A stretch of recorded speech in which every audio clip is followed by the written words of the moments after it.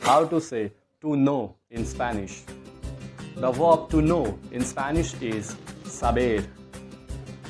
Saber. Do you know what are infinitive verbs? An infinitive verb is the base form of a verb having to in front of it. In Spanish, these infinitive verbs are single word, only one word, and they always end in er, ar or ir. These kind of tips will help you to improve your pronunciation and your understanding for the basic Spanish.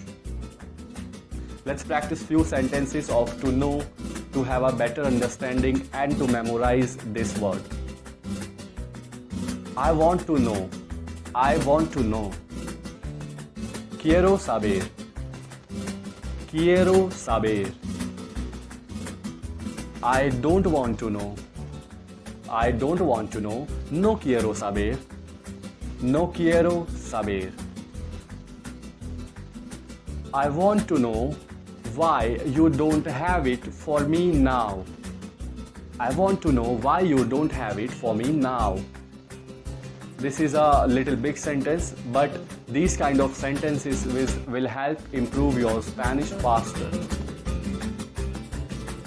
Quiero saber porque no lo tienes para mí ahora.